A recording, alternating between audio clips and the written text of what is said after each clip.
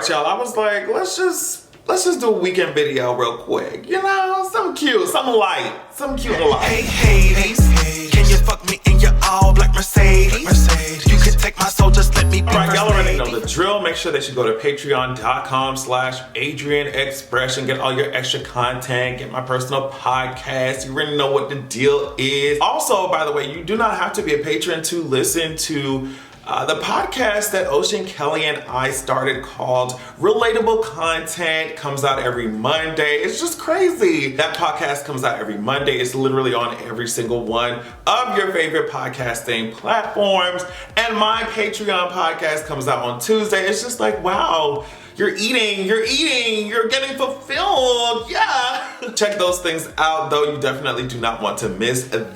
But yeah, let's just start talking. It's a weekend video, we just chilling, we just having a good time, we just shooting shit, okay?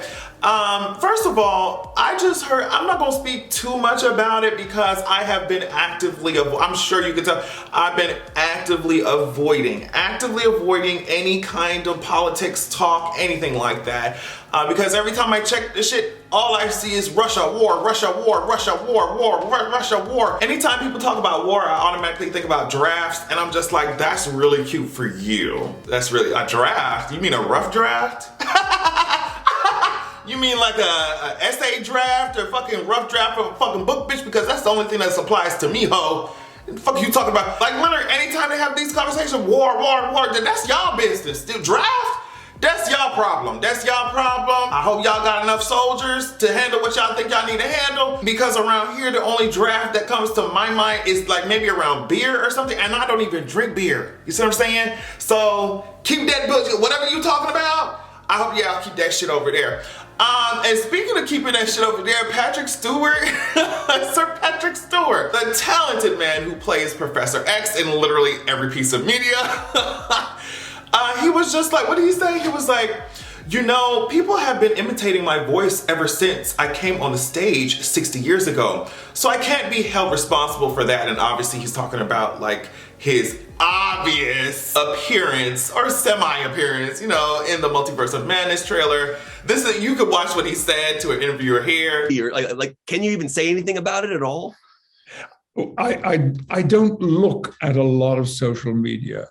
And that is mostly a time issue.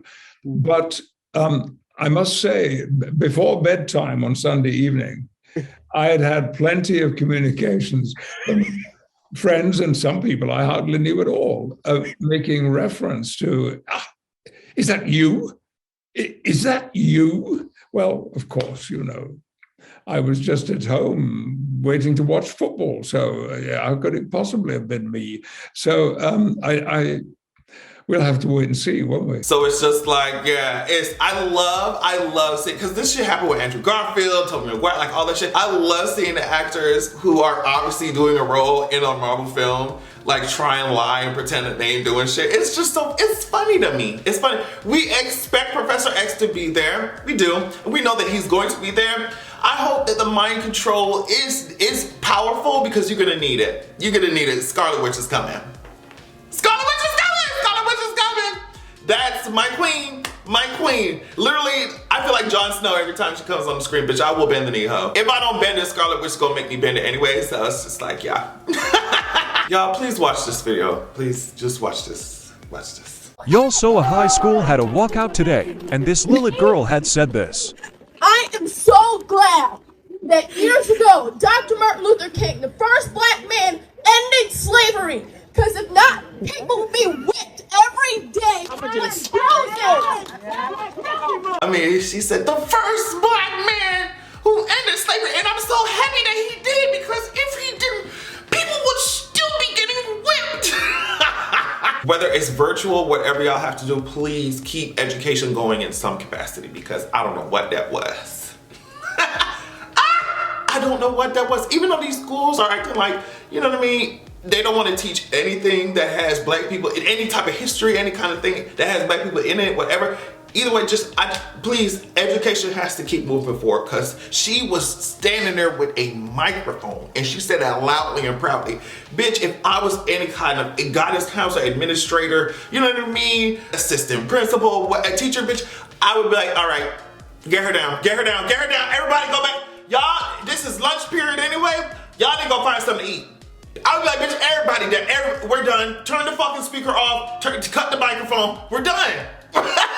She said MLK, the first black man who ended slavery, and she was serious about it. Like she spoke with conviction. Sis, your heart is definitely in the right place though. Your heart's in the right place, but the facts aren't. I'm gonna nerd out for a second. House of the Dragon is done filming, and that means that I'm gonna get my entire puss. I'm gonna get my entire life. This is what George R. R. Martin had to say. He said, exciting news out of London. I'm informed that the shooting has wrapped for the first season of House of the Dragon. Yes, all 10 episodes. I have seen rough cuts of a few of them, and I am loving them. It brings so much joy and serotonin to my spirit and soul. Of course, they still have a lot of post-production and all that shit to go through, but he said, but the writing, the directing, the acting all look terrific. I hope you will like them as much as I do. My hat is off to the showrunner, Ryan Kondo, and also Miguel Sapochnik and their team, and to our amazing cast. So let me tell you hoes something right now. A lot of your faves are gonna get burned up by Targaryen dragons, and by your faves I mean other Targaryens. Just the next trailer, we need to see some dragons, some dragon riding, some dragon fire. It's really cute. Love the actors, love the cast. It's beautiful. We came here for the dragons. We're here for the dragons. So bitch, I need to see that CGI dragon breathe it, literally coughing, vomiting, spitting, spewing up some fucking fire. Bitch, don't play with me. Don't play with me, bitch. I thought I would read this for you. Not gonna be too long because I only saw the headline, and that's as much energy. And that's as much energy as I gave it. Netflix announces 4 new comedy specials to be hosted, produced by Dave Chappelle. And y'all already know how I feel about that man, but it's just like, I always find it interesting every time someone says some homophobic, weird, transphobic, fucked up shit, and we have something to say about it. Every time these people talk about, oh my God, cancel culture, you're canceling shit, oh my God, but what about the cancel culture? Oh my God, you're out of canceling, you're just canceling this man? He just signed a deal with Netflix to do 4 more motherfucking comedy specials. So I never understood it, period. But to see active examples of how the shit that y'all be talking about don't make no sense, how we cancel somebody that's starting to deal with Netflix. Like, it doesn't make any sense. It doesn't make any sense. This man's gonna continue to be here because there are many millions of people who like what the fuck he's saying, and will continue to, and will pay to watch this. But so I never understand that shit, but like I said, to see the shit happening in real time, like, oh, like y'all, what y'all say, y'all are just lying. Ain't no cancellation going on. He's actually thriving. Get out my face. Get out my fucking face. Now, Zendaya and Tom and Hunter and this guy named Harry, he's over here looking like, wow. Like, I feel like he's all single people every time, like, there's a cute couple around, like, wow. I'm very happy for y'all. I'm happy for y'all. But I just thought it was really cute. Like, they got this, look at what the fuck they wearing, bitch. Like, oh my God, this shit is so cute. I mean, I know that Valentine's Day just passed, but if Zendaya and Tom could like really save some of the love for us, like, I mean, shit, y'all hogging the shit. Can we have some? I mean, like, damn, y'all just hogging up the love seat like that. Like, what's going on? It's cute though. It's really cute. I love to see it. It's just adorable. Especially like the extreme top energy that Zendaya gives off. It's just powerful to me. It's iconic, legendary. It's something that I feel like should be studied. You know, peer-reviewed research. She's powerful. She's a powerful woman. She's powerful, and I love to see it. I do. And obviously Hunter does as well. All right, y'all. So since we talking about Zendaya and Hunter and all that shit, there's a lot of Euphoria drama going on. And the Daily Beast just did a whole entire report on this shit. I'm gonna read some of it, obviously not the entire thing, but like just some of it. And it's just annoying how Sam seems to be at the center of a lot of like rumors and shit just going on. And it's just, I don't know. I don't know, the girl saying that he's the white Tyler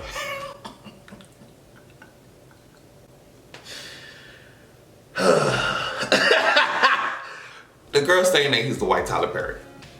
That's, like I said, don't shoot the messenger. I'm just telling you what the girl's saying. Okay. The Daily Beast spoke with a handful of production sources who claimed that Barbie, the beautiful actress who plays Kat, indeed walked off set at least 2 times, not including the time she had to be helped off after she slipped and fell twice during the filming of episode 4's hot tub puking sequence. Sources also say that at least one sex scene involving Barbie was cut from a final version of an episode. Sources also told the Daily Beast that Barbie was far from the only one who had issues with the season's production. One of the main bones of contention were the gruelingly long workdays that could stretch anywhere from 15 to 17 hours. Sources detailed how Sam Levinson, rarely came to set with a shot list, which is a detailed account of every camera shot the director wants during the scenes and helps keep the production running smoothly. And this often factored into the long set days. And then they also talk about McKay, like how McKay disappeared, and even the actor was also confused about that. He said that he was also curious as to where his character was heading and similarly confused as to why he only popped up in one episode. So he was just like, y'all gotta ask Sam about that. It's just, I don't know. It's just a lot of stuff that, and then also I heard that the actress who plays Kat was annoyed because Sam was trying to give Kat an eating disorder. She was just like, why would you do that when the entire first season was about her accepting who she is? I don't know. I'm just telling you what's going on. I just hope it's not one of those situations where it's like, bitch, years later you're gonna find like some real tea's gonna drop. You see what I'm saying? I don't know. I really hope they solve this situation, especially because you talking about wanting to do a season 3. It's like, you have to get this shit together. You have to get this shit together if you want to continue doing the show. You got to get this shit together. Like, and it's not the first time, like, especially when you talk about like the woman on the show, the actresses, like what they're saying behind the scenes, look that shit up. It's just like, y'all have to get this shit together. Y'all got one of the biggest shows out right now. Get the shit together. You want a season 3? Get the shit together. Get it together! I did not realize that the actress who plays Rue's mom is so fucking hilarious. Nika is hilarious. She said this is gonna be Rue's mom when spaces open up at the rehab center.